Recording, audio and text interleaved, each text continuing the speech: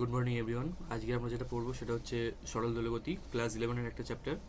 ঠিক আছে, কেন পড়বো সরল দোলগতি? আগে ফিজিক্স যখন পড়ছি, ফিজিক্স পড়ার আগে আমাদেরকে একটা কোশ্চেন করতে হবে যে কেন পড়বো, এই চ্যাপ্টারটা পড়ার সাথে বাস্তবের কী মিল আছে, বাস্তবে কোথায় কোথায় কাজে লাগবে, বা এটা পড়ে আমাদের মানে আমি কি বুঝতে পারবো, কি জানতে পারবো। ঠিক আছে, তো এটা জানার জন্য আমাকে এটা প্রথমে বলে নিতে হবে যে বাস্তবে যা কিছু, যে ধর মানে কোনো প্রকারের শক্তি যেটা বাস্তবে কোনো মাধ্যমের মধ্যে দিয়ে যাতায়াত করছে, তারা একটা প্রক্রিয়াতে যাতায়াত করে। ঠিক আছে, সেই প্রক্রিয়াতে দেখতে পারি আমরা শক্তি একটা স্থান থেকে অন্য স্থানে পৌঁছে যায়, কিন্তু মাধ্যমের কণাগুলোর কোনো পরিবর্তন হয় না, তাদের স্থান একই রকমই থাকে।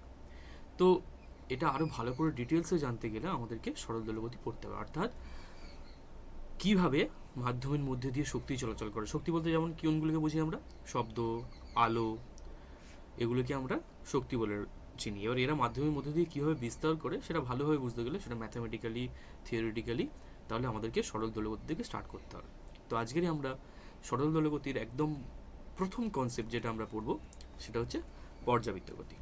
পর্যাবৃত্ত গতি সংজ্ঞা কি বলছে? বলছে যদি কোনো গতিশীল বস্তুর গতি এমন হয় যে এটি তার গতিপথের কোনো নির্দিষ্ট বিন্দুকে একটি নির্দিষ্ট সময় পর পর একই দিক থেকে অতিক্রম করে, তবে সেই গতিকে পর্যাবৃত্ত গতি বলে। এবং আর কি বলছে, গতি একটি নির্দিষ্ট সময় পর পর পুনরায় একই অবস্থায় ফিরে আসে। তো যদি আমরা একটা ঘড়ি মানে একটা ক্লক ড্র করি, আমরা এখানে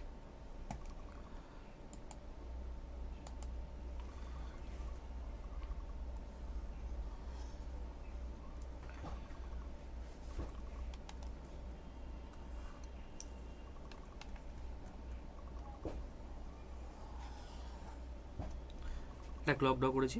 এবার এখানে আমাদের কি থাকে 12, এখানে কি থাকে 6, এখানে কি থাকে 3, এখানে থাকে 9।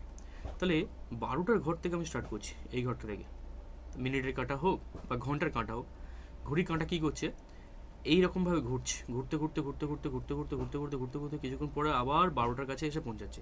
কিন্তু পৌঁছানোর পর একটা নির্দিষ্ট সময় এখানে পৌঁছাচ্ছে, কত ঘন্টা, 12 ঘন্টার পর ফের আবারও একই দিকে এরকমভাবে চলতে যাচ্ছে। তাহলে কী দেখলাম, যে নির্দিষ্ট সময়ের পর ও যাত্রাপথের পুনরাবৃত্তি ঘটছে। এই ঘটনাকেই আমরা বলি পর্যাবৃত্ত গতি। যেমন এই জিনিসটা কোথায় কোথায় দেখতে পাবো আমরা, এই জিনিসটা আমরা দেখতে পাবো পৃথিবীর আহ্নিক গতি। পৃথিবী নিজের অক্ষকে কেন্দ্র করে চারিদিকে ঘুরছে একটা নির্দিষ্ট সময়ের অন্তরে, বারবার সেটা পুনরাবৃত্তি ঘটছে। আর কোথায় দেখতে পাবো, পৃথিবীর পরিক্রমণ গতি। সূর্যকে কেন্দ্র করে পৃথিবী সূর্যের চারিদিকে একটা কক্ষপথে ঘুরছে, তাই না? একটা নির্দিষ্ট সময় পর আমরা প্রতি বছর new year, happy new year বানাচ্ছি, যেটা সে হ্যাপি নিউ ইয়ারকেই যদি আমি একটা পয়েন্ট অফ টাইম বলি, তাহলে প্রত্যেক বছর কিন্তু হ্যাপি নিউ ইয়ারটা একই সময় আসে, 365 দিনের অন্তরে। এটাকেই আমরা বলি পর্যাবৃত্ত গতি। অর্থাৎ কোনো কণা যদি কোনো নির্দিষ্ট সময়ের পর একই পরিমাণ যাত্রাপথ অতিক্রম করে এবং একই দিকে, তাহলে সেই কণাটার গতিকে আমরা বলবো পর্যাবৃত্ত গতি। ঠিক আছে, এবারে পর্যাবৃত্ত গতির পরে আমরা পড়বো হচ্ছে দোলন। দোলন বলতে আমরা কি বুঝি? আচ্ছা, তার আগে পর্যাবৃত্ত গতির বৈশিষ্ট্য আর উদাহরণটা আমরা একটু দেখে নিই। কী বলছে? বলছে নির্দিষ্ট সময়কাল থাকে, একটু আগে বুঝিয়ে দিয়েছি। নির্দিষ্ট সময়কাল থাকে বলতে কি বোঝাতে চাইছে, যে ওই যে একটা নির্দিষ্ট পরিমাণ যাত্রাপথে অতিক্রম করবে, তার একটা নির্দিষ্ট সময়কাল থাকে। যেমন পৃথিবীর আহ্নিক গতির একটা সময়কাল 24 ঘন্টা, পৃথিবী নিজের চোখে চারদিকে 24 ঘন্টাতে ঘুরছে। আবার পৃথিবীর পরিক্রমণ গতির সময় হচ্ছে 365 দিন। তাহলে আবার ঘড়ির কাঁটাকেও যদি ধরি, ঘড়ির কাঁটা 12 ঘন্টায় তার একটা কাঁটাকে অতিক্রম করে, তাই না? যদি 12টাকে যদি পয়েন্ট অফ টাইম হিসাবে ধরি, মানে ওখান থেকে যাত্রাপথের প্রারম্ভিক দশা ভাবি, তাহলে ও আবার 12টায় পৌঁছাবে 12 ঘন্টা পর। কিন্তু পৌঁছানোর পরও থেমে যাবে না, আবার ওর গতিপথ আরম্ভ করে দেবে। তো এটাই ওখানে লেখা আছে। বলছে গতি নিয়মিত ও পুনরাবৃত্ত, মানে গতি বারবার কিন্তু পুনরাবৃত্ত হবে। আর কি বলছে, অবস্থান, বেগ ও ত্বরণ পর্যায়ক্রমে পুনরাবৃত্ত হয়। বলছে অবস্থান বস্তুর অবস্থান বাড়তে থাকে, অর্থাৎ বস্তুর প্রাথমিক সরণকে আমি যদি বলি, ওটা ক্রমশ বর্ধমান বাড়তে থাকবে। বেগও তার সাথে সমানুপাতিক হবে এবং ত্বরণও তার সাথে সমানুপাতিক হবে। উদাহরণ, ঘড়ির কাঁটার গতি, পৃথিবী সূর্যকে কেন্দ্র করে পরিক্রমণ গতি, পাখার ঘূর্ণন, এগুলো সবই কিন্তু পর্যাবৃত্ত গতির একটা দারুণ উদাহরণ। ঠিক আছে, এবারে আমাদেরকে পড়তে হবে সরল দোলগতি। মানে সরল দোলগতির যে মেন কনসেপ্ট, সেটা হচ্ছে দোলন বা অসিলেশন। সেই জিনিসটা কি, সেটা আমাদেরকে জানতে হবে। তো পর্যাবৃত্ত গতি আশা করি ক্লিয়ার এতটুকুর মধ্যে। এবারে আমরা দোলনে যাব। দোলন জিনিসটা কি? বলছে যখন কোনো পর্যাবৃত্ত গতিসম্পন্ন বস্তু তার গতিপথের অর্ধেক সময় একটি নির্দিষ্ট দিকে এবং বাকি অর্ধেক সময় তার বিপরীত দিকে চলে, তবে সেই গতিকে দোলন বা স্পন্দন গতি বলা হয়। গতি সবসময় একটা নির্দিষ্ট গড় অবস্থাকে কেন্দ্র করে হয়। তাহলে আমরা সিম্পল পেন্ডুলাম আমরা দেখেছি, তাই না? পেন্ডুলাম মানে একটা রডের ওপর দিয়ে সেখানে একটা হালকা সুতো ঝুলছে, তার মাথায় একটা লোহার বব টাঙানো আছে, সেই ববটাকে যদি আমি এরকমভাবে টেনে ছেড়ে দিই, সেটা এদিক ওদিক দুলতে থাকবে, এদিক ওদিক দুলতে থাকবে। তো ওখানে এই যে অসিলারি মোশনের আমি এই যে পিকচারটা এখানে এঁকেছি, এখানে দেখলে বোঝা যাবে একদম এরকমই হয়। যদি আমি এখানে এক প্রান্ত থেকে ছেড়ে দিই, যদি আমি এই জায়গাটা থেকে ছেড়ে দিই, তাহলে বস্তুটা কী হবে? বস্তুটা এখান দিয়ে যাবে, এখান দিয়ে যাবে, এতটা যাবে, আবার এখান দিয়ে এতটা চলে আসবে। এই জায়গাটা থেকে স্টার্ট করছে বস্তু যাত্রাপথ, আবার এখানে যাচ্ছে, আবার এই জায়গাটা গিয়ে আবার এই যে বস্তু দেখতে পেলাম যে একটা পথ বরাবর কিন্তু বারবার যাচ্ছে না, এই পথ বরাবর গেল, আবার ওখান থেকে আবার ব্যাকে এলো। তা আমি যদি মিডিল পয়েন্টকে এটাকে আমি যদি মিডিল পয়েন্ট বলি, এটাকে বস্তু সাম্যাবস্থা বলা হয়, আমরা আসবো এখানে। তো এই সাম্যাবস্থাকে যদি আমরা দেখি ভালো করে, তাহলে একবার দেখতে পাচ্ছি বস্তু যখন এই পয়েন্ট থেকে এই পয়েন্টে যাচ্ছে তখন সাম্যাবস্থাকে এইভাবে অতিক্রম করছে, আবার এই পয়েন্ট থেকে এই পয়েন্টে যাচ্ছে তখন সাম্যাবস্থাকে এইভাবে অতিক্রম করছে। অর্থাৎ সাম্যাবস্থাকে দেখলাম যে বস্তুর গতিবেগ সাম্যাবস্থার রেসপেক্টে একবার এই দিকে একবার এই দিকে, অর্থাৎ বস্তুর গতি কিন্তু একই দিকে নয়। পর্যাবৃত্ত গতির ক্ষেত্রে যেমন দেখেছিলাম যে সূর্যকে কেন্দ্র করে পৃথিবী ক্রমবর্ধমানভাবে একই রকমভাবে ঘুরে চলছে, একই রকমভাবে, তাই না? একই রকমভাবে গোলাকার পথে ঘুরে, ওটা সূর্য তো পৃথিবী যখন সূর্যকে প্রদক্ষিণ করে ঘুরছে তখন তো একটা পয়েন্ট থেকে আবার রিভার্স করছে না, তো রিভার্স তো করে না, একই রকমভাবে ঘুরে যায়। কিন্তু অসিলারি মোশনের ক্ষেত্রে কি হয়? রিভার্সের ঘটনাটা আমরা দেখতে পাই।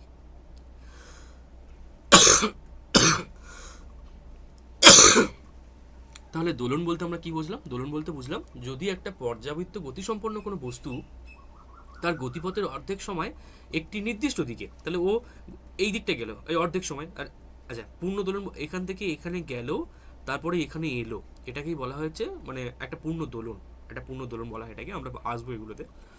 এবারে তাহলে এখান থেকে গেল, এটা হচ্ছে এ পজিশন, এটা হচ্ছে বি পজিশন, তাহলে এ পজিশন থেকে বি পজিশনে গেল, এটা হচ্ছে অর্ধেক পথ, আবার বি পজিশন থেকে এ পজিশনে এটা হচ্ছে আরও অর্ধেক পথ। তাহলে এই যে অর্ধেক পথটা যদি যাচ্ছে আমি যদি লক্ষ্য করি, এর গতিবেগ কোন দিকে? এই দিকে। আর সাম্যাবস্থার রেসপেক্টে এর গতিবেগ কোন দিকে? এই দিকে। আবার যখন বি পয়েন্ট থেকে এ পয়েন্টে আসছে, তাহলে বি পয়েন্ট থেকে যখন আবার এই পয়েন্টে আসছে তখন এর গতিবেগ কোন দিকে? তারা উল্টো দিকে হয়ে যাচ্ছে। তাহলে এই জন্যই বলছে যে একটি নির্দিষ্ট দিকে অর্ধেক পথ এবং তা আর অর্ধেক সময় তার বিপরীত দিকে চলে, সেই গতিকেই আমরা বলবো দোলন গতি। তাহলে পর্যাবৃত্ত গতি আর দোলন গতির উদাহরণ কি বুঝতে পারলাম? পর্যাবৃত্ত গতি হলো একটা কণা যদি একটা নির্দিষ্ট সময় অন্তর একই পথ একই দিকে বারবার চলাফেরা করে। আর দোলন বলতে কি বুঝলাম? দোলন বলতে বুঝলাম যে যদি কোনো কণা তার যাত্রাপথের কোনো একটা বিন্দু থেকে যাত্রা শুরু করে এবং সেই কণাটা সব থেকে ইম্পর্টেন্ট ব্যাপার, তাকে পর্যাবৃত্ত গতিতে থাকতে হবে। সে যদি পর্যাবৃত্ত গতিতে থাকে এবং তার যাত্রাপথে অর্ধেক সময় সে একদিকে চলাফেরা করে, আবার যাত্রাপথের বাকি অর্ধেক সময় তার বিপরীত দিকে চলাফেরা করে, এই ধরনের গতিকে আমরা বলবো দোলন বা অসিলেশন। কোথায় কোথায় দেখতে পাই আমরা? সরল দোলক, পেন্ডুলাম যে মডার্ন ঘড়িগুলো না, ক্লক নয়, যেগুলো পেন্ডুলাম ঘড়ি যেগুলো হয় না, এরকমভাবে যেগুলো তোলে, এবার ওই ঘড়িগুলোকে আমরা যদি দেখি, দেখবে এইরকমভাবে এরকম দুলছে। তাহলে তাহলে একবার এটা যদি সাম্যাবস্থা হয়, তাহলে একবারও এইদিকে যাচ্ছে, তারপর ফের আবার এইদিকে যাচ্ছে। তাহলে সাম্যাবস্থাকে কেন্দ্র করে কি ওর গতি কোন দিকে হচ্ছে? এইদিকে হচ্ছে একবার, আবার এইদিকে হচ্ছে। তো দোলন। আবার কি স্প্রিংকে যদি আমি এরকমভাবে টেনে ছেড়ে দিই, তাহলে কি হবে? ও টেনে ছেড়ে দেওয়ার পর উঠবে, আবার কিছুক্ষণ নামবে, আবার তাহলে দেখা গেল যদি ওর সাম্যাবস্থাটা ঠিক এই জায়গায় ওর যদি সাম্যাবস্থা হয়, তাহলে ও একবার এরকম টেনে ছেড়ে দিলে একবার এরকম হবে, একবার এরকম হবে, এরকম হবে, এরকম হবে, এরকম হবে। অর্থাৎ এখানে যদি সাম্যাবস্থা হয়, ও সাম্যাবস্থার একবার উপরের দিকে যাচ্ছে, আবার নিচের দিকে নামছে, আবার উপর দিকে যাচ্ছে, আবার নিচের দিকে। তাহলে তাহলে এবার দেখা যাচ্ছে ও নির্দিষ্ট সময়ে নির্দিষ্ট পরিমাণ যাত্রাপথ অতিক্রম করছে, সেটা একটা পর্যাবৃত্ত গতি। ঠিক আছে? তো পর্যাবৃত্ত গতি দোলনের শর্ত হতে হবে, প্রথম শর্ত যে তোমাকে পর্যাবৃত্ত গতি সম্পন্ন করতে হবে, তারপরে তোমার গতিবেগের যে দিক সেটা যাত্রাপথের অর্ধেক সময় সাম্যাবস্থার একদিকে থাকবে, আর বাকি অর্ধেক সময় সাম্যাবস্থার অপোজিট দিকে থাকবে। ঠিক আছে? বৈশিষ্ট্য কি? সাম্য অবস্থানে থাকে, গতির দুই দিকেই ঘটে। সাম্য অবস্থান থেকে যদি আমি পর্যবেক্ষণ করি, তাহলে গতি দুই দিকেই ঘটবে। সর্বাধিক বিচ্যুতি নির্দিষ্ট, এগুলো আসবো আমরা। উদাহরণ, সরল দোলকের দোলন, এই যে এক্ষুনি যেটা বলে দিলাম, স্প্রিং এর সাথে যুক্ত ভরের গতি, এখানে একটা ভর টাঙিয়ে দিয়ে যদি এরকমভাবে ওটাকে ফোর্স ক্রিয়েট করি, তাহলে ও একবার নিচের দিকে নেমে ইলাস্টিসিটির জন্য নিচের দিকে নেমে আবার উপরের দিকে উঠবে, তাহলে এটা ওর কন্টিনিউ হবে, তাই না? তাহলে এখানে যদি সাম্যাবস্থা বলি, ওপরের দিকে যাচ্ছে, নিচের দিকে যাচ্ছে, ওপরের দিকে যাচ্ছে, নিচের দিকে যাচ্ছে, ঠিক আছে?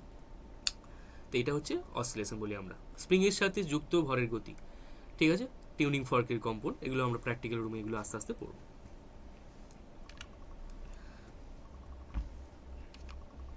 গুরুত্বপূর্ণ ব্যাখ্যা, এই যে যেটা একটু আগে আমি বললাম যে সকল দোলন, কি বলছে এবারে, বলছে সকল দোলন গতি পর্যাবৃত্ত গতি, কিন্তু সকল পর্যাবৃত্ত গতি দোলন গতি নয় কেন? কি বলেছে?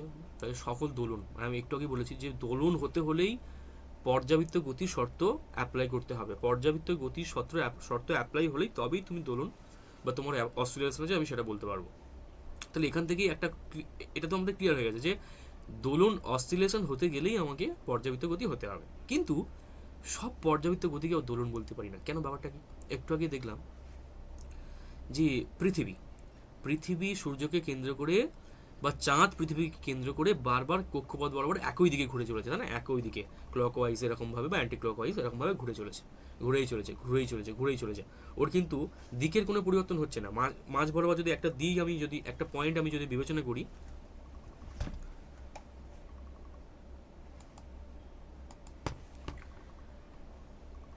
এটা হচ্ছে পৃথিবীর কক্ষপথ আমি মনে করছি, ঠিক আছে?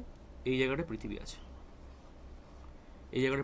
আর আমি যদি এই জায়গাটা একটা পয়েন্ট বিবেচনা করি, এ পয়েন্ট, আর এ পয়েন্টে আমি সবসময় দেখবো যে পৃথিবীর গতি সবসময় এই দিকে, কারণ পৃথিবী এইরকমভাবে এসে আবার এই জায়গাটা এসে আবার এই দিকে, আবার এই জায়গাটা এই পজিশনে এসে আবার এই দিকে, অর্থাৎ আমি যে কোনো কক্ষপথে যে কোনো একটা অবস্থানকে যদি আমি ধরি, সেই পজিশনের সাপেক্ষে পৃথিবীর গতি সবসময় একদিকে হবে। তো এটা হচ্ছে সেই জন্য পৃথিবীর গতি পর্যাবৃত্ত গতি, কিন্তু সরল দোলগতি হওয়া সত্ত্বেও কি বললাম, যে একটা জায়গা থেকে আরেকটা জায়গায় আসতে হবে। এটা হচ্ছে একটা সরল দোলগতি যাত্রাপথ, আর এটা হচ্ছে তার সাম্যাবস্থা, এটাকে জিরো বলা হয়, এটাকে এ, আর এটাকেও এ বলা হয়, ঠিক আছে? আমি আসবো কেন বলছি এগুলো। সরল দোলগতি কি হয়, এখান থেকে যদি যাত্রা আমি শুরু করি, এই জায়গাটা থেকে, ও এই বরাবর যাবে, এখানে গেল, এটা যাত্রাপথে অর্ধেক সময়, ও এত পরবর্তী পয়েন্টে গিয়েছে, আবার ও এখান থেকে কি করবে, আবার এই জায়গাটা ফিরে আসবে, তবেই ওর যাত্রাটা কমপ্লিট হলো। তাহলে আমি যদি এখানে একটা পয়েন্ট ধরি, এই জায়গাটায়, এই যে ও পয়েন্ট আমি যেটা লিখেছি সাম্যাবস্থা, তাহলে সাম্যাবস্থায় কিছু সময় আমি কি দেখলাম, ও এই দিকে গেল, আবার কিছুক্ষণ পরে দেখলাম ও আবার এই দিকে আসছে। তাহলে একটা পয়েন্টে যখন আমি বিবেচনা করছি, দেখতে পাচ্ছি যে ওর গতি দেখা যাচ্ছে যে একদিকে যাচ্ছে, আবার কিছুক্ষণ পরে ওর গতি তার বিপরীত হয়ে গেছে। তাহলে এই যে ঘটনাটা হয়, এই জন্যই সব পর্যাবৃত্ত গতি দোলন বলতে পারি না। কেন? কারণ প্রত্যেকটা পর্যাবৃত্ত গতির একটা নির্দিষ্ট দিকে সবসময় ঘুরে চলেছে, সবসময়। কিন্তু সরল দোলক বা অসিলেশন সেটা সবসময় সাম্যাবস্থাকে কেন্দ্র করে এদিক ওদিক চলাফেরা করে, ঠিক আছে? এতটুকু ক্লিয়ার মোটামুটি?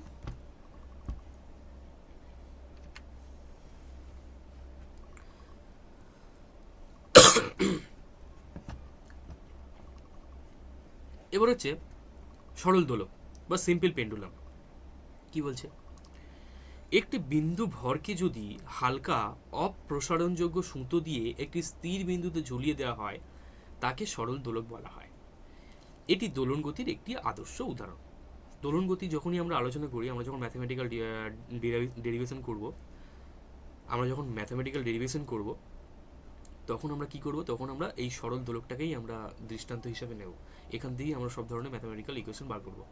এটা ছাড়া কি অন্য কোনো এক্সাম্পল থেকে বার করতে পারবো না ইকুয়েশন? হ্যাঁ, বার করতে পারবো, তবে কনসেপ্টটা একটু জটিল হয়ে যাবে। কনসেপ্টটা একটু সহজ করার জন্য আমরা সরল দোলকটাই সবসময় ইউজ করি, ঠিক আছে? তাহলে দেখো, আমি যদি বলি সরল দোলক, এবারে সরল দোলক, এটা বি পজিশন, এটা সি পজিশন, এটা এ পজিশন। এবারে বি পজিশন থেকে আমি যদি যাত্রা শুরু করি, ঠিক আছে? আচ্ছা, মনে রাখতে হবে এই থিটাটা না সবসময় লেস দেন 4 ডিগ্রি হতে হবে, তবেই কিন্তু আমরা এই শর্তগুলো অ্যাপ্লাই করবো, ঠিক আছে? এই থিটাটা এটা সবসময় less than 4 degree centigrade, 4 degree Celsius হতে হবে। সবসময় মনে রাখতে হবে এই যে থিটাটা, এটা সবসময় 4 ডিগ্রির থেকে ছোট হতে হবে, ঠিক আছে?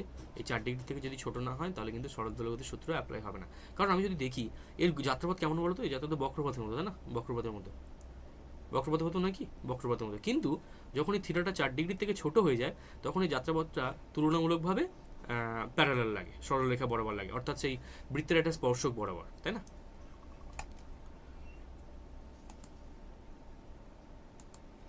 এখানে যদি আমরা একটা বৃত্ত আঁকি,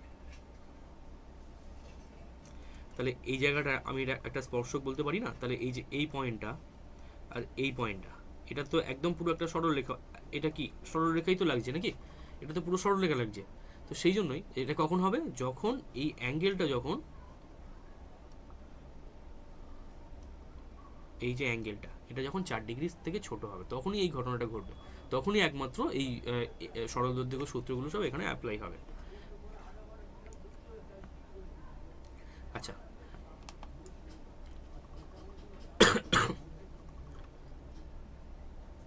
তাহলে সরল দোলক মানে কি? যখন একটা তাহলে সরল দোলক বলতে আমরা কি বুঝলাম?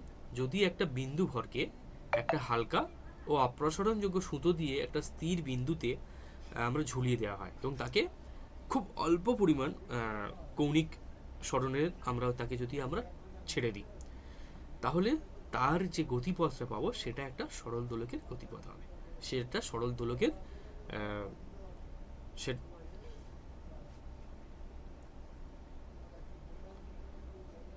তাহলে তাহলে একটি বিন্দু ভরকে যদি একটা হালকা অপ্রসারণযোগ্য সুতো দিয়ে একটা স্থির বিন্দুতে ঝুলিয়ে দেওয়া হয় এবং তাকে যদি এই বি পয়েন্ট থেকে যদি আমরা ছেড়ে দিই, বি পয়েন্ট থেকে ছেড়ে দিই, কিছুক্ষণ পরে দেখবো সি পয়েন্ট থেকে আবার বি পয়েন্টে ফিরে আসছে। এই যে ঘটনাটা ঘটছে, এটাকে আমরা কি বলবো? একটা সরল দোলক। কিন্তু একটা শর্ত কি, থিটাটা সবসময় 4 ডিগ্রি থেকে ছোট হতে হবে। ঠিক আছে, এত পর্যন্ত ক্লিয়ার আমি আশা করি। এরপরে পার্টে আমরা যাব। সরল দোলকের কিছু বৈশিষ্ট্য এখানে দেওয়া আছে, সেগুলো আমরা একটু হালকা করে দেখে নেবো। এগুলো কি বলবো, এগুলো প্র্যাকটিক্যালি দেখতে খুব ইম্পর্টেন্ট। ঠিক আছে, আমরা যখন প্র্যাকটিক্যালে যখন গ্র্যাভিটেশনের মান বার করি, ঠিক আছে, তখন এগুলোকে আমাদেরকে মাথায় রাখতে হয়। ঠিক আছে, সুতো হালকা ও অপ্রসারণযোগ্য হতে হবে। আর কি হতে হবে? বব বিন্দু ধরা হয়। বব, যে আমরা ববটাকে ধরছি, ববটা মানে কোনটা? যে লোহার যে পিণ্ডটা যেটা সুতোর অন্যদিকে ঝুলছে সেটাকে বিন্দুভর ধরি। বায়ু প্রতিরোধ উপেক্ষা করা হয়। হ্যাঁ, আমরা দেখেছি আমাদের পৃথিবীতে গ্র্যাভিটেশনাল ফোর্স রয়েছে, তাই না? বায়ুর যে ফোর্স রয়েছে, তাহলে তাহলে অনেক রকমের বাধা সৃষ্টি হচ্ছে ওর গতিপথের সময়, ওর গতির সময়। তাহলে ওগুলোকে আমরা উপেক্ষা করি। ঠিক আছে, ক্ষুদ্র কৌণিক বিচ্যুতি হলে গতি সরল দোলন হয়। এই যে ক্ষুদ্র কৌণিক বিচ্যুতি লেখা আছে না, মনে রাখতে হবে এটা theta less than 4 degree. Theta কত? থিটা লেস দেন 4 ডিগ্রি, এই কথাটা মনে রাখতে হবে। ঠিক আছে, চলো নেক্সট চলো।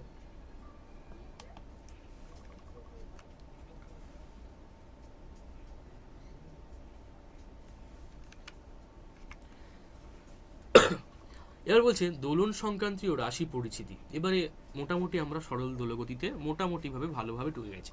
এবারে আরেকটু ভালো করে আমাদেরকে ডিটেলসে পড়তে গেলে সরল দোলগতির কিছু টার্মস আমাদেরকে পড়তে হবে, তাই না? সেই টার্মসগুলোকে আমরা একটু পড়ব। কি বলছে? বিস্তার, কালপর্ব বা সময়কাল, কম্পাঙ্ক, কৌণিক কম্পাঙ্ক, এগুলো কি হয় আমরা একটু টুকটুক করে জেনে নেবো। ঠিক আছে,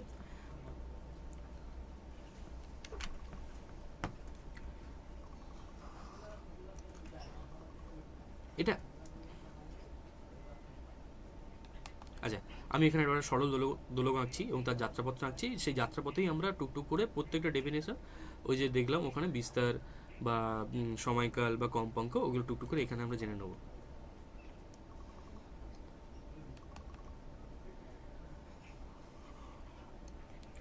আচ্ছা, এটাকে আমি বলছি সাম্যাবস্থা। ঠিক আছে, এটা হচ্ছে একটা প্রান্তবিন্দু, এটা হচ্ছে অপর প্রান্তবিন্দু। ঠিক আছে, এটাকে একটা সংখ্যারেখার মতো যদি ভাবি, এটাকে যদি শূন্য ভাবি, ঠিক আছে, এই সাইডেরটা আমরা প্লাস ধরি আর এই সাইডেরটা আমরা মাইনাস ধরি, কারণ কোনো প্রবলেম নেই তো। এই সাইডটা আমরা প্লাস ধরছি সংখ্যারেখার মতো, এটা শূন্য, এবার এটা প্লাস হচ্ছে, এবার এটা আমরা মাইনাস হচ্ছে। কেন ধরছি বলবো, যেহেতু আমরা ফিজিক্স পড়ছি তো এখানে গতিবেগ আছে, ত্বরণ আছে, তাহলে এখানে তাদের দিকের একটা ব্যাপার আছে। তো দিকের, যেহেতু দিকের ব্যাপারটা আছে, তাহলে সাইন তো আসবে এখানে। সেই জন্য আমরা এটাকে একটা সংখ্যারেখার মতো ভাবলাম। এটা যেটা হয়, সাম্যাবস্থা থেকে প্রান্তবিন্দু দূরত্বকে আমরা এ বলি। জিনিসটা কি, কথাটা কি বোঝালাম আমি? বলছে যে কোন সরল দৈর্ঘ্যগতি সম্পন্ন কণা তার সাম্যাবস্থা থেকে তার যে ম্যাক্সিমাম ডিসপ্লেসমেন্ট, এই যে 0 থেকে আর এই এ পয়েন্ট পর্যন্ত, আমি যদি এটাকে এ পয়েন্ট বলি, ঠিক আছে, আর এটাকে আমি যদি বি পয়েন্ট বলি, ঠিক আছে, আর এটাকে যদি আমি সি পয়েন্ট বলি, তাহলে সি থেকে এর মধ্যে যে ডিস্টেন্সটা, সেটাই হচ্ছে ওই কণাটার ম্যাক্সিমাম ডিসপ্লেসমেন্ট। আর ম্যাক্সিমাম ডিসপ্লেসমেন্টেই আমরা কি বলি? ওর অ্যাম্প্লিটিউড বা বিস্তার। একই রকমভাবে সেম সি থেকে এপারে বিতে গেলাম, এরও এখানে অ্যাম্পলিটিউড ম্যাক্সিমাম হবে, কিন্তু যেটা এটা নেগেটিভ দিকে আছে তাই জন্য এটাকে আমরা মাইনাস এ লিখবো, ঠিক আছে, মাইনাস এ, আর এটা হচ্ছে আমাদের প্লাস এ।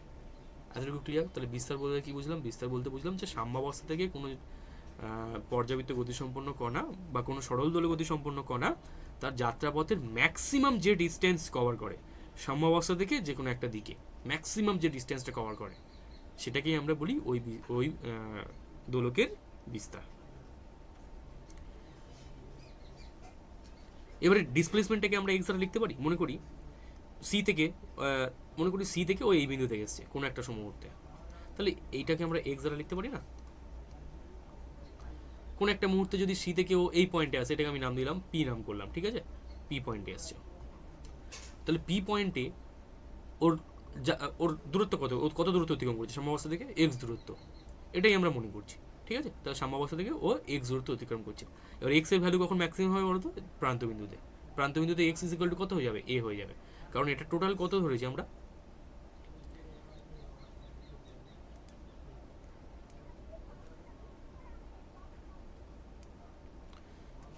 কারণ এই যে টোটালটা আমরা যেটা ধরেছি, এই যে টোটালটা, এটা টোটাল কত? এটাই তো এ নাকি? তাহলে এই যে এক্স, এটা এক্স, এক্স যখন প্রান্তবিন্দুতে চলে যাবে এটা কি হয়ে যাবে? এ হয়ে যাবে। সিমিলারলি এখানেও সেম। এবার আছে সময়কাল। সময়কাল কীভাবে বুঝবো? মনে করছি বি পজিশন থেকে, ঠিক আছে, এই জায়গাটা থেকে ববটা এইখানটা আছে, ঠিক আছে, এই জায়গাটা ববটা আছে, এই জায়গাটা, এটা হচ্ছে ওর স্টার্টিং পয়েন্ট, ঠিক আছে। এখান থেকে আমি ওর যাত্রাপথ স্টার্ট করছি। তো ও এইরকমভাবে সামনের দিকে এগোচ্ছে। কিছুক্ষণ পর দেখা গেল ও এই জায়গাটা পৌঁছে গেছে। এই জায়গাটা পৌঁছে যাওয়ার পর ওর গতিবেগ আবার কি হবে? ওর গতিবেগটা দিকটা পরিবর্তন হয়ে যাবে, দিয়ে আবার ফের এই দিকে চলে আসবে। আবার এই দিকে চলে আসার পর আবার কিছুক্ষণ পর আবার এই জায়গাটায় চলে আসবে। এটা হচ্ছে কি? ওটা হচ্ছে ওর এন্ড, ঠিক আছে। তাহলে কি দেখলাম? তাহলে একটা সরল দৈর্ঘ্য গতি সম্পন্ন কণাকে যদি কোনো প্রান্তবিন্দু থেকে আমরা যদি ছেড়ে দিই, তাহলে ও অপর প্রান্তবিন্দুতে গিয়ে আবার ওই প্রান্তবিন্দুতে ফিরে আসার যে ঘটনাটা, অর্থাৎ ও যে জায়গা থেকে স্টার্ট করছে আবার সেই জায়গাটাতে ফিরে আসছে, এই ঘটনাটাকে আমরা কি বলি? একটা পূর্ণ দোলন বলি, ঠিক আছে। আর এই যে এই যাত্রাপথটা যে ও অতিক্রম করলো এখান থেকে, এখান থেকেও গেল, ঠিক আছে। আমি যদি বলি ও ওখান থেকেও যদি আমি যদি বলি ও এখান থেকে এরমভাবে গেল, গিয়ে আবার এরকম ব্যাক করলো ওর পজিশানে, তাহলে এই যে টোটালটা যে এই যে ব্যাক করতে যে সময়টা লেগেছে সেটাকেই আমরা বলি পূর্ণ দোলন। অর্থাৎ একটি পর্যাবৃত্ত গতিসম্পন্ন কণা তার যাত্রাপথের কোনো একটা প্রান্তবিন্দু থেকে যাত্রা শুরু করলে সেই বিন্দুতে ফিরে আসতে যে পরিমাণ সময় লাগে তাকেই আমরা ওই সরল দোলগতির পর্যায়কাল বলি বা পূর্ণ দোলনের সময়কাল বলি। সেটাকে আমরা কি দ্বারা ডিনোট করি? সেটাকে আমরা ডিনোট করি টি দ্বারা। টি ইজ ইকুয়াল টু কি হয়? Time period. এবারে যদি আমরা একটু দেখি তাহলে কি কি দেখলাম আমরা সরণ দেখলাম, সাম্যাবস্থা বুঝলাম, প্রান্তবিন্দুগুলো বুঝলাম, প্রান্তবিন্দুতে কেমন কেমন হয়, আর কি বুঝলাম? যে সাম্যাবস্থাতে ডিসপ্লেসমেন্ট ম্যাক্সিমাম হয়, সেটাকে আমরা বিস্তার বলি। আবার কি দেখলাম? আবার দেখলাম যে ওর যে এইরকমভাবে যাত্রা শুরু করছে একটা প্রান্তবিন্দু থেকে, ও আবার ওই প্রান্তবিন্দুতে ফিরে আসে, এটাকে আমরা পূর্ণ দোলন বলি। এবং এই পূর্ণ দোলন করতে যে সময় লাগে সেটাকে আমরা বলি টাইম, ঠিক আছে। এতটুকু ক্লিয়ার? এবারে একটা জিনিস এখানে আছে, সেটা হচ্ছে কম্পাঙ্ক। কম্পাঙ্ক জিনিসটা কি?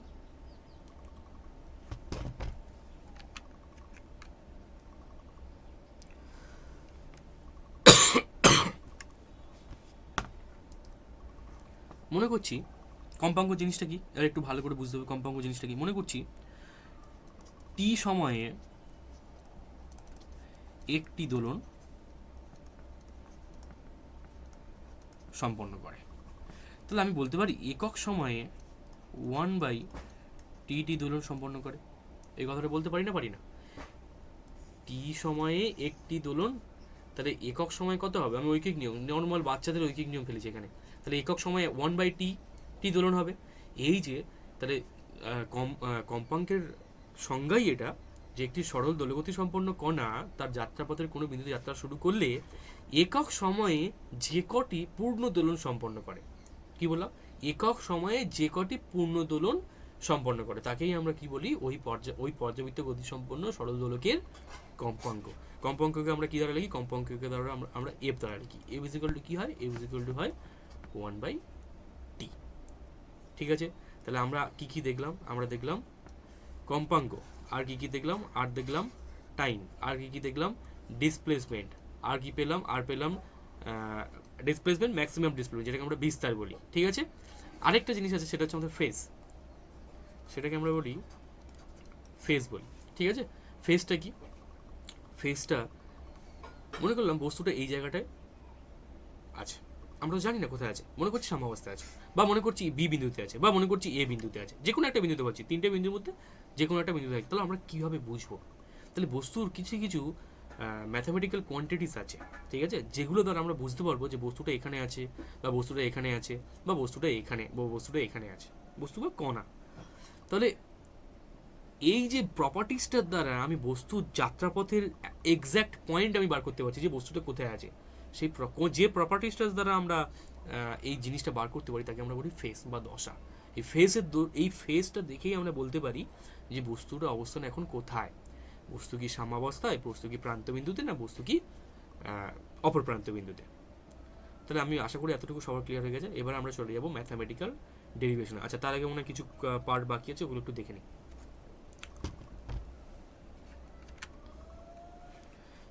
আচ্ছা, একটু আগেই বলে দিয়েছি এগুলো দোলন সম্পর্কীয় কয়েকটি রাশি। বিস্তার কি বলছে? বিস্তার বিস্তার বলছে সাম্য অবস্থান থেকে সর্বাধিক বিচ্যুত। একটু আগে বললাম সাম্যাবস্থা মানে সেই শূন্য বিন্দুটা, ও বিন্দু থেকে, আর শূন্য বিন্দু ধরি, সংখ্যা রেখেছে শূন্য বিন্দুটা, সেখান থেকে যে কোনো একটা প্রান্ত, যে কোনো একটা প্রান্তের ম্যাক্সিমাম যে ডিসপ্লেসমেন্টটা সেটাকে আমরা কি বলি? বিস্তার। বিস্তারকে আমরা সবসময় এ দ্বারা লিখি, মনে রাখতে হবে। কাল পর্বটাকে আমরা টাইম পিরিয়ড বলি, ঠিক আছে, বা পূর্ণ দোলনের সময় বলি, বা এটাকে একটি পূর্ণ দোলনের জন্য প্রয়োজনীয় সময়। তাহলে বস্তুটা একটা জায়গায় একটা প্রান্তবিন্দু থেকে শুরু করছে যাত্রা, আবার ওখানে সরে আসছে, তাহলে এই যে এখানে আসতে এই যে সময়টা, এই যে জিনিসটা ঘটতে যে সময় লাগছে, সেটাকে আমরা বলছি কি? সময়কাল। কম্পাঙ্ক 1 সেকেন্ডের সম্পূর্ণ দোলনের সংখ্যা, একটু আগেই বলে দিয়েছি, মনে করলাম টি সময়ে একটি পূর্ণ দোলন সম্পন্ন করে, তাহলে একটি পূর্ণ দোলন সম্পন্ন করবে কখন? 1/t সময়, তাহলে সেটাকেই আমরা বলি কম্পাঙ্ক। কম্পাঙ্ককে আমরা এফ দ্বারা লিখি, এফ ইজ ইকুয়াল টু হয় 1/t। এত পর্যন্ত আশা করি সবার ক্লিয়ার।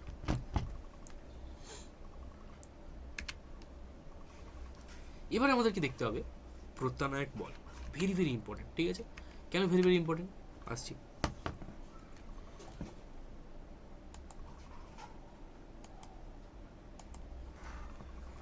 আরেকবার সরল দোলকের যাত্রাপথটা আমি আঁকলাম এখানে, ঠিক আছে, এটা সাম্যাবস্থা, এটা প্রান্তবিন্দু, আমি এগুলো ববকে আঁকছি, ঠিক আছে, ববের বিভিন্ন পজিশনগুলো। বব তো যাত্রাপথে তো এরকম জায়গায় একবার আসবে, এরকম জায়গায় আসবে, তো সেগুলোকে আমি ডিনোট করছি। এটাকে আমি 0 বললাম, এটাকে একই রকমভাবে প্লাস এ, আর এটাকে একই রকমভাবে মাইনাস এ, ঠিক আছে।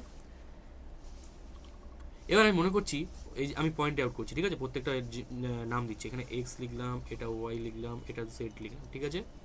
আচ্ছা, এবারে মনে করছি, আচ্ছা এটাকে ক্যাপিটাল এক্স লিখছি, কারণ আমি অলরেডি এক্সকে আমরা ডিসপ্লেসমেন্ট দ্বারা প্রকাশ করেছি, তাহলে এটাকে আমি ক্যাপিটাল এক্স দ্বারা লিখলাম।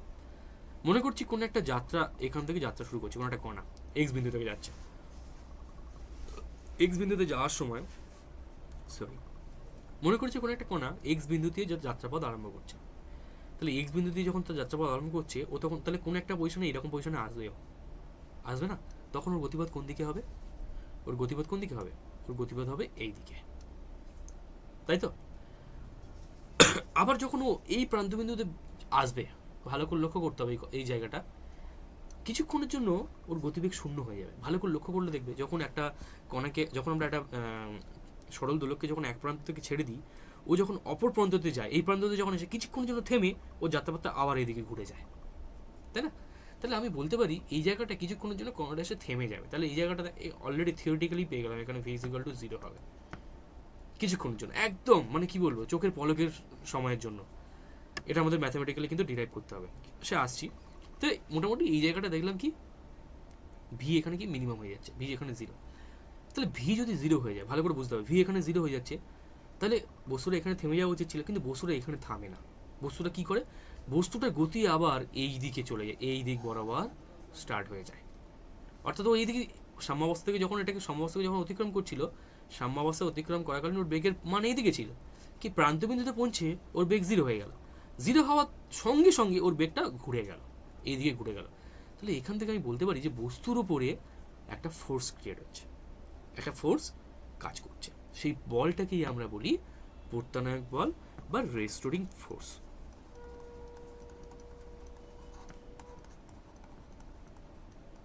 এটাকে আমরা এফ দ্বারা লিখি, ঠিক আছে। এবার restoring force proportional to minus x, এই কথাটা আমি কেন লিখবো ভালো করে বুঝতে হবে। ভি যখন 0 হয়ে যাচ্ছে, এফ তখন ম্যাক্সিমাম হয়ে যাচ্ছে, তবেই তো বস্তুটা তো এই দিকে যাচ্ছে, তো যাবে না তো। ভি যদি 0 হয়ে যায় তাহলে বস্তুটা থেমে যাওয়া উচিত ছিল, কিন্তু কিন্তু অ্যাপ্লাইড ফোর্স তো এই দিকে কাজ করছে, তাই না? এই যে প্রত্যানায়ক বলটা এইদিকে কাজ করছে, ওকে টেনে আনছে এই দিক থেকে। ভি 0 হয়ে যাওয়ার সত্ত্বেও এফ ওকে এইদিকে টেনে আনছে। এই যে টেনে আনার ঘটনাটা, এফটা কি, এফ যে প্রত্যানায়ক বল, সেই জন্যই তো ওই বিন্দুতে থেমে না গিয়ে আবার ওখান দিয়ে এই এক্সের দিকে ফিরে আসছে। তাহলে কি দেখলাম, যে এফ কোন দিকে কাজ করছে, এফ কাজ করছে এই দিকে কাজ করছে। বস্তু সরণ কোন দিকে, সাম্যাবস্থা থেকে বস্তু সরণ কোন দিকে, বস্তু সরণ হচ্ছে দেখা যাচ্ছে এই দিকে। তাহলে এফ কাজ করছে কি এই দিকে, আর বস্তু সরণ কোন দিকে, এই দিকে। সেই জন্য এফ প্রপোর্শনাল টু এক্স। প্রপোর্শনটা কেন, কারণ এক্স যত বাড়তে থাকবে প্রত্যানায়ক বলের মান কি তত বাড়তে থাকবে। এখানে যতটা ছিল তার থেকে এখানে বেশি হবে, তার থেকে এখানে বেশি হবে। আবার যখন এখানে যাচ্ছে তখন প্রত্যানায়ক বলের মান ম্যাক্সিমাম, বিপরীতমুখী বল ম্যাক্সিমাম, সেই জন্যই ওর গতিবেগ শূন্য হয়ে যাচ্ছে, তাই না? ও এদিকে যাচ্ছে, কেউ যদি ওকে এদিকে ধরে টানে, একে যদি টানতে, তাহলে টানার মানটা যখন সব থেকে বেশি হবে তখনই ও এখানে শূন্য থেমে যাবে। তাহলে এই জায়গাটায় গিয়ে এফ ম্যাক্সিমাম হয়ে যাচ্ছে, তাহলে এক্স বাড়ছে, ভালো করে বুঝতে হবে, এক্স এখান থেকে বাড়ছে। আর এফ কি হচ্ছে, এফও কিন্তু বাড়ছে, এফ বাড়ছে বলেই তো এখানে এফ ম্যাক্সিমাম, তাই জন্য ওকে টেনে নিয়ে আবার ফের ওই কর্নারে নিয়ে চলে যাচ্ছে। সেই জন্য আমরা এখানে লিখেছি F proportional to minus X. আশা করি এটা কারোর প্রবলেম নেই। পরের পার্টে এগোচ্ছি আমরা।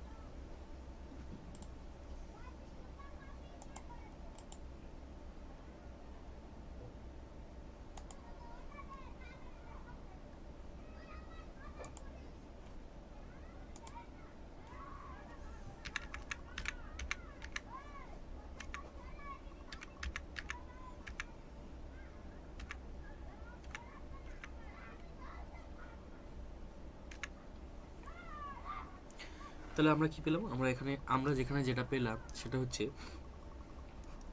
F proportional to minus of x, তাই তো। এবারে আমি এখানে লিখতে পারি এই কথাটা, m into t two x dt two is equals to minus k x. কেন লিখলাম, কারণ আমরা এখানে প্রপোর্শনাল থেকে একটা প্রপোর্শনাল কনস্ট্যান্ট নিয়ে এটা ইকুয়াল করে দিয়েছি, আমরা এটা সবাই জানি আশা করছি। আর এফ ইজ ইকুয়াল টু কী হয়, M A mass into acceleration, অ্যাক্সেলারেশনটাকে আমরা কী লিখি, তোমার ডিসপ্লেসমেন্টের সেকেন্ড অর্ডার ডেরিভেশন, তাই না? তাহলে এবারে আমরা এটাকে একটু সাজিয়ে নিচ্ছি, d two x dt two is equals to minus k by m into x. আবার যদি এটাকে একটু এরকমভাবে লিখি, d two x dt two is equals to minus omega square x. কোত্থেকে পেলাম মাইনাস ওমেগা স্কোয়ার এক্সটা, এটা পেলাম omega is equal to root over of k by m থেকে।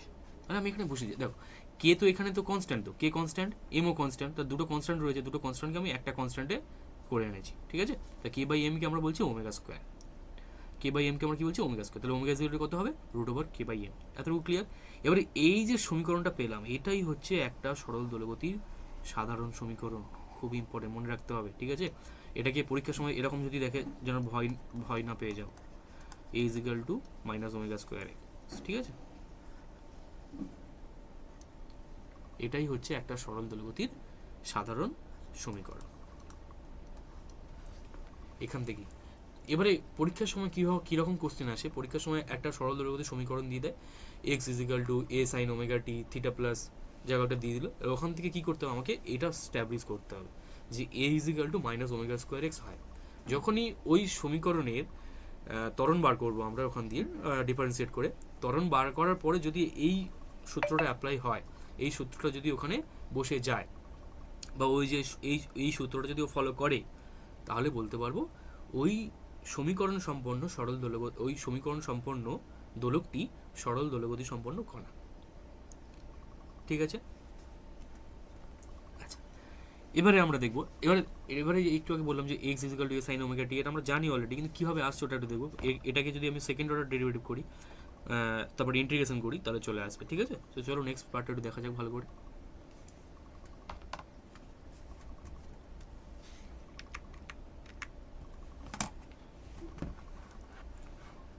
কি করব আমরা, কি পেলাম আমরা পেলাম d2x dt2 is equals to minus omega square x.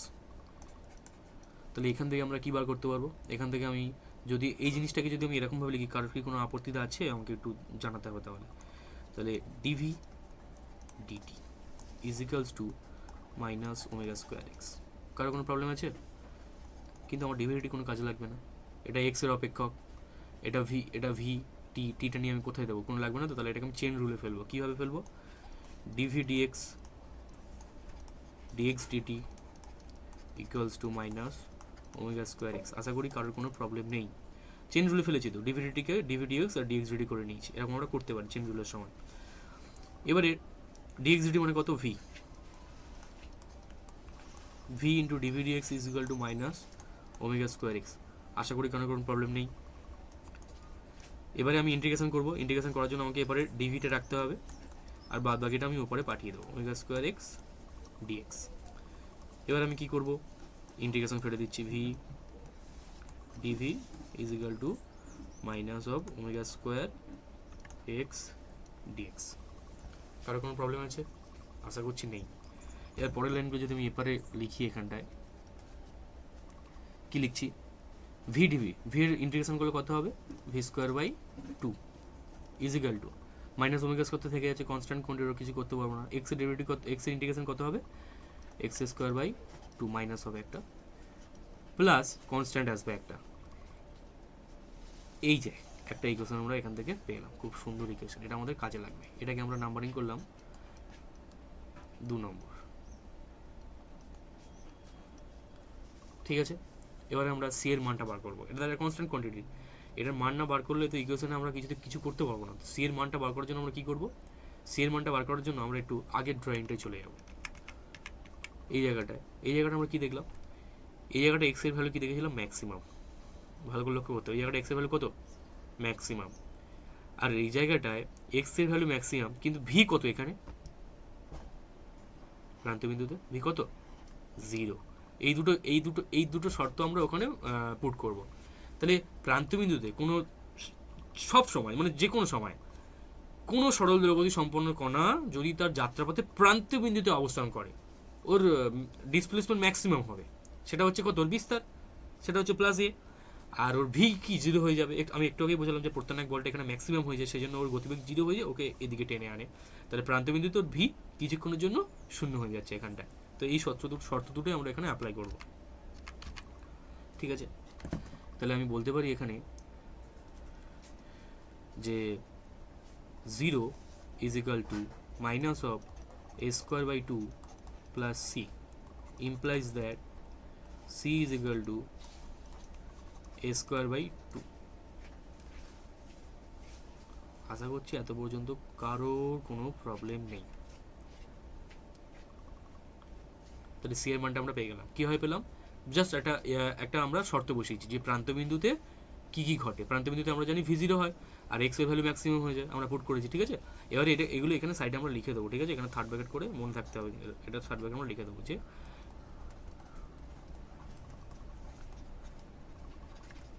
প্রান্তবিন্দুতে X is equal to A আর ভি ইকুয়ালস টু 0। ঠিক আছে, তাহলে সি এর মান আমরা পেয়ে গেলাম। এবার নেক্সট স্লাইডে যাব। 2 নম্বর ইকুয়েশনটা কি ছিল সেটা আগে একটু লিখে নিই। V square by 2 is equals to minus omega square x by 2 x square by 2 plus c এবার আমরা সি এর মানটা কি পড়েছি, সি এর ভ্যালুটা এখানে পুট করবো, v square by two is equals to minus omega square x square by two plus c মান কত পেয়েছিলাম, omega square A square by two, তাই না? ওখানে আমরা একটা ভুল লিখেছি, সেটা হচ্ছে এখানে ওমেগা স্কোয়ার হবে, তাই না? হ্যাঁ, ওমেগা স্কোয়ারটা এখানে লিখতে আমরা ভুল করেছি, omega square omega square omega square, তাহলে omega square A square by two implies that V square by two is equal to minus omega square x square by two. এবার টুটা যদি আমরা তুলে নিই, আমাদের কোনো কাজ নেই, তাহলে আমি লিখতে পারি V square is equal to omega square x square plus omega square A square. তাহলে আমি লিখতে পারি V square is equal to minus of, minus আর নিলাম না, আমি ডাইরেক্ট ওটাকে ঘুরিয়ে নিচ্ছি একটুখানি, ঠিক আছে, ওমেগা স্কোয়ার ইন্টু এ স্কোয়ার মাইনাস এ স্কোয়ার। আবার ইমপ্লাইজ লিখতে পারি ভি ইজ ইকাল টু, এবার রুট করে দিচ্ছি, ঠিক আছে, স্কোয়ার রুট করে দিচ্ছি এটাকে, স্কোয়ার রুট করে দিলে কী হবে, এটা ওমেগা পড়ে থাকবে, আর এটা কি পড়ে থাকবে, এটা পড়ে থাকবে এ স্কোয়ার মাইনাস এক্স স্কোয়ার। এবারে এই যে এটা পেলাম, এটাই হচ্ছে একটা সরল দোলগতি সম্পন্ন কণার বেগের রাশিমালা, ঠিক আছে, এটা কিন্তু মাথায় রাখতে হবে। এটা আমি 3 নম্বর দিলাম। ভি ইজ ইকাল টু কি পেলাম, ভি ইজ ইকাল টু পেলাম omega into root over of a square minus x square. এবার এখান থেকে আমাদেরকে আরও একটু ডেরিভেশন করতে হবে, তবেই আমরা সরল দোলগতির সমীকরণটা পাবো। চলো নেক্সট সাইডে যাওয়া যাক।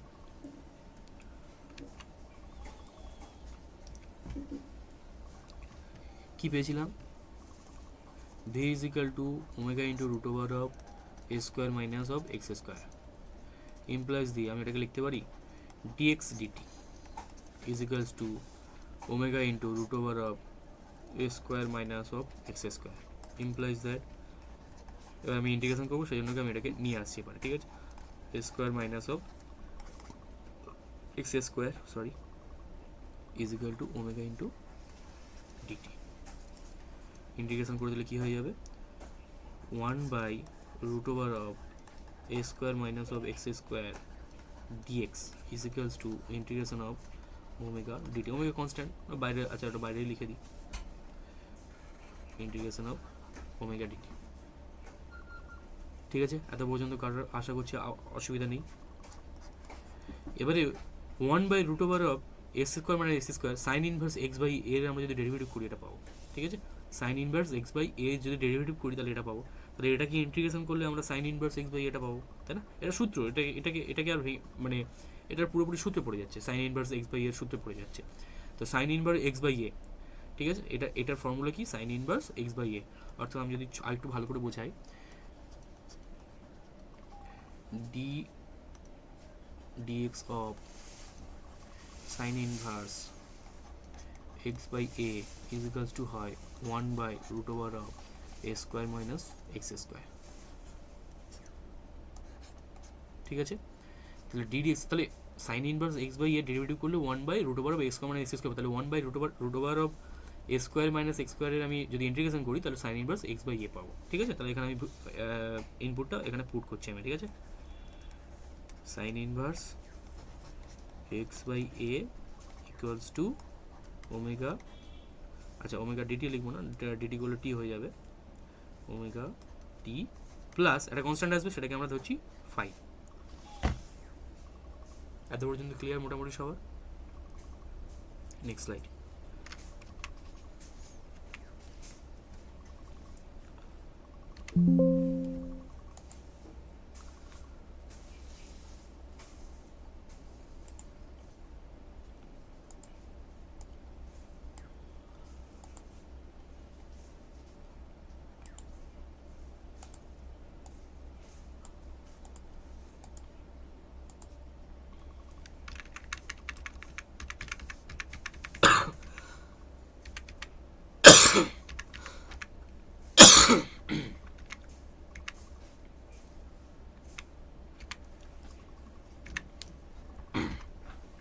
তাহলে কি পেয়েছিলাম,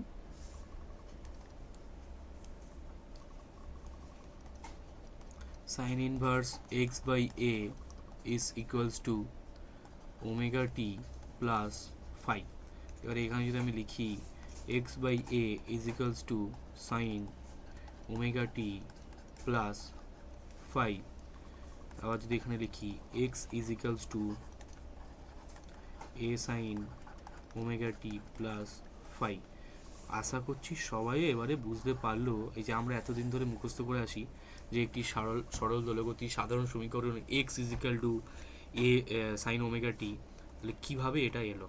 আশা করছি সবাই এটা বুঝতে পারলো। কিছুই নয়, মুখস্থ করার কোনো প্রয়োজন নেই। আমরা যদি ডেরিভেশন জানি আর মোটামুটি একটু টেকনিক জানি, আমরা এগুলো বার করে নিতে পারবো। ঠিক আছে, একটু শুধু টেকনিকগুলো মনে রাখতে হবে। ফিজিক্স মুখস্থের কোনো জায়গা নাই, শুধু ভালো করে বুঝে সুন্দর করে মাথার মধ্যে ঢুকিয়ে নাও, আর দেন রিভিশন করলেই ফিজিক্স চলে আসবে। ফিজিক্সে তেমন কিছু নাই। তাহলে X is equal to A sine omega T plus phi, এটাই হচ্ছে একটা সরল দোলগতির সমীকরণ, মানে ওয়েভের যে ইকুয়েশনটা হয় না, এটা হচ্ছে সেটা, এটা হচ্ছে তার ওয়েভ ইকুয়েশনটা কোনো পার্টিকেলের।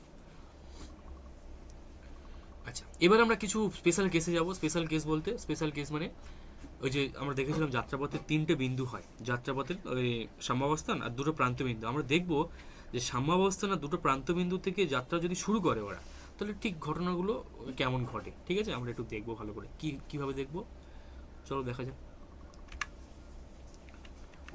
বিশেষ ক্ষেত্রতে চলে আসা যাক, স্পেশাল কেস। ঠিক আছে, আমি আবার ওটা আঁকছি।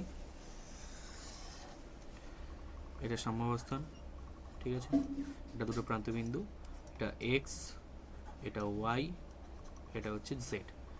এটা সাম্যাবস্থান, এটা 0, এটা প্লাস এ, এটা হচ্ছে মাইনাস এ। ঠিক আছে, সাধারণ সমীকরণ কি সব করে আমি একই লিখছি, x is equal to A sine omega T plus phi. একই রকমভাবে x ইজিক্যালস two A sine omega T plus phi. একই রকমভাবে x ইজিক্যালস two A sine omega T plus phi. কেন লিখছি বলবো। আচ্ছা, এবারে যদি মনে করছি কণাটা এই জেড থেকে, আমি জেড থেকে হচ্ছি, প্লাসটা করে নিয়ে তারপর মাইনাসটা করবো। মনে করছি জেড থেকে কোনো একটা মুহূর্তে কণাটা জেড থেকে তার গতিপথ আরম্ভ করছে। ঠিক আছে, তাহলে জেড থেকে যদি আরম্ভ করে, এখানে টি এর ভ্যালু কত বলতো? এখানে টি এর ভ্যালু হচ্ছে টি ইকুয়ালস টু কত? 0। কারণ এখানে কি সবে ও যাত্রা শুরু করছে, এখনও একটা দোলন কমপ্লিট করেনি। আমি মনে করছি যে এই জায়গা থেকে যাত্রা শুরু করছে। তাহলে টি সমান 0। এক্স কত এখানে? এক্স এখানে ম্যাক্সিমাম সাম্যাবস্থা থেকে তো আমরা এটাকে বিবেচনা করছি। তাহলে এক্স এখানে কত? ম্যাক্সিমাম। ডিসপ্লেসমেন্ট কিন্তু সবসময় এখান দিয়ে, ঠিক আছে, এখান দিয়ে না। তুই ভাবছিস এখান দিয়ে ডিসপ্লেসমেন্ট এদিকে যাচ্ছে বলে, তাহলে এখান দিয়ে ডিসপ্লেসমেন্টটা না, আদেও নয়। সাম্যাবস্থা থেকে আমরা জাজমেন্ট করি যে সাম্যাবস্থা থেকে ওর ডিসপ্লেসমেন্টটা কত। তাহলে সাম্যাবস্থা থেকে যদি প্রান্তবিন্দু থাকে ডিসপ্লেসমেন্ট কত? এ। তাহলে ম্যাক্সিমাম ডিসপ্লেসমেন্ট সেটা হচ্ছে এ প্লাস এ। চলো পুট করে দিই। পুট করে দিলে কী হবে? পুট করে দিলে লিখতে পারি A is equals to A sine T is equal to 0 হলে এটা কত হয়ে যাবে? 0 হয়ে যাবে না? তাহলে 0 প্লাস ফাই। তাহলে এটা কত পাবো? 1 is equals to sine phi is equals to sine 90 degree is equals to sine phi is equals to phi is equals to কত পেলাম আমরা? 90 ডিগ্রি।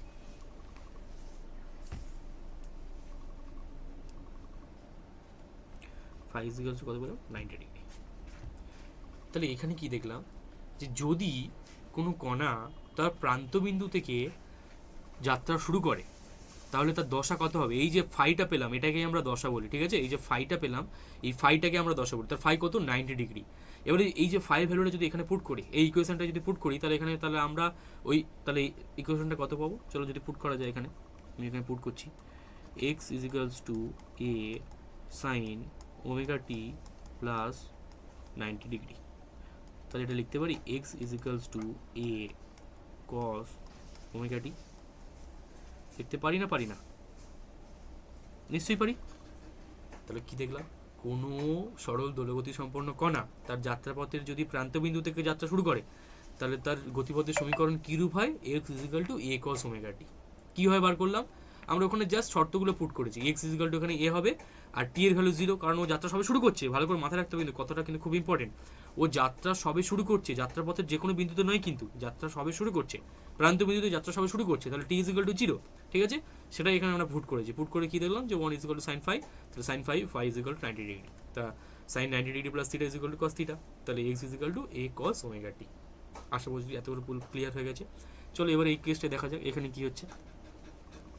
এখানে কি হচ্ছে, এখানে হচ্ছে কি যে এখানে এক্স এর ভ্যালু কত বল, এখানে এক্স এর ভ্যালু কত, টি ইজিক্যাল টু 0, কারণ এখান থেকে আমি মনে করছি এখান থেকে যাত্রা শুরু করছে, ভালো বুঝতে হবে কিন্তু ওই কিন্তু যাত্রা এখান থেকে শুরু করেনি। প্রথমে এটা বললাম যে এখান থেকে যাত্রা শুরু করেছে বলে তাই মনে এই নয় যে ওইখান থেকেই যাত্রা শুরু করেছে। আমি আবার কেস নতুন করে নিচ্ছি যে ও সাম্যাবস্থান থেকে যাত্রা শুরু করেছে, মানে টি কত 0, এখান থেকেও সবে যাচ্ছে টি 0, এক্স কত এখানে এক্সও 0, কারণ সাম্যাবস্থায় এক্স কত 0, তো তাহলে যদি পুট করে দিই কত হবে, 0 equals to A sine omega T, আচ্ছা ওমেগা টি আর বসাবো না, এটা 0 করে দিলাম, plus phi is equals to কত পেলাম তাহলে আমরা, তাহলে sine phi is equals to 0, এবার সাইন কত ডিগ্রি মান 0 হয় 0 ডিগ্রির মান, তাহলে ফাই ইজ ইকুয়ালস টু কত 0 ডিগ্রি।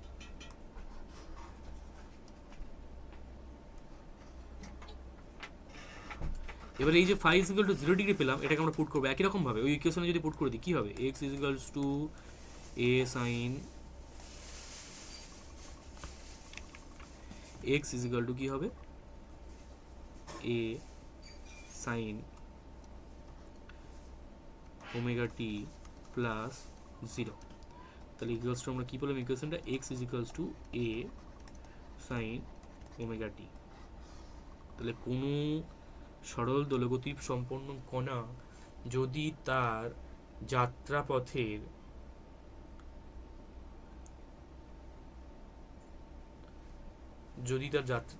যাত্রাপথের সাম্যাবস্থান থেকে যাত্রা শুরু করে, তাহলে আমরা বলতে পারি যে টি তার সাধারণ সমীকরণ হয় x is equal to A sine omega টি। ঠিক আছে, এত পর্যন্ত ক্লিয়ার? আচ্ছা এই সাইডটা বোধহয় আমার আসছে, সেই জন্য দেখা যাচ্ছে না। ঠিক আছে, এবার আসছি প্রান্তবিন্দুতে। ঠিক আছে, এই প্রান্তবিন্দুতে ব্যাপারটা কেমন হচ্ছে, এক্স কত মাইনাস এ, তাই না, এক্স কত এখানে মাইনাস এ, আর টি কত টি 0, আবার মনে করছি এখান থেকে যাত্রা শুরু করছে, তাহলে এ সাইন ফাই আমি ডাইরেক্ট লিখে দিলাম, আমরা লিখলাম না, ঠিক আছে। তাহলে -1 is equals to sine phi, এবার ফাই মানে কত হবে, তাহলে ফাই ইজ ইকুয়াল টু মানে 270 ডিগ্রি, মানে কত হয়ে যাবে এটা 3π/2, তাই তো। তাহলে এটা এক্স এর জায়গায় যদি আমি এটা বসিয়ে দিই, X is equal to A sine omega T plus 3π/2, কত হয়ে যাবে এটা 180 ডিগ্রি কেটে যাচ্ছে, মানে মাইনাস হয়ে যাচ্ছে, আর এটা হচ্ছে পাই 90 ডিগ্রি মানে হচ্ছে 1, তাহলে এটা কি হয়ে যাবে মাইনাস এ কস ওমেগা টি। এই যে ইকুয়েশনটা পেলাম এটা হচ্ছে কোথায়, এটা হচ্ছে এই প্রান্তবিন্দুর জন্য মাইনাস সাইডে থাকার জন্য। তাহলে এই হচ্ছে স্পেশাল কেস। স্পেশাল কেসে কি দেখলাম যে যদি একটা সরল দোলগতি সম্পন্ন কণা তার সাম্যাবস্থার বিভিন্ন পজিশনে থাকে, তাহলে তার ইকুয়েশনগুলো এইরকম হয়, কিছুই করিনি, শুধু জাস্ট যখন ও যাত্রাপথ শুরু করেছে তখন ও টি এর ভ্যালু বসিয়েছি আর এক্স এর ভ্যালু বসিয়েছি, দেখলাম এরকম 3টে ভ্যালু চলে এসেছে। সেটা চট করে একটু মনে রাখার ট্রিক্স, মাঝখানে x is equal to A sine omega টি, দুই ধারে কস ওমেগা টি, যেখান থেকে যে প্রান্তবিন্দুতে স্টার্ট করছে সেটা পজিটিভ আর তার অপোজিটটা নেগেটিভ, ব্যাস এতটুকু মনে রাখলেই হলো। আচ্ছা আজকের ক্লাস এতটুকুই, এরপরে নেক্সট পার্ট আমরা যেটা পড়বো সেটা হচ্ছে গতিবেগের রাশিমালা, ত্বরণের রাশিমালা, এর কাইনেটিক এনার্জি রাশিমালা, পোটেনশিয়াল এনার্জি রাশিমালা, আর তারপরে দেখবো যে পৃথিবীর সুড়ঙ্গের মধ্যে দিয়ে যদি একটা সরল দোলককে ছেড়ে দিই ওটা একটা সরল দোলগতি সম্পন্ন করবে, তার গতিপথ কেমন হয়। বাই।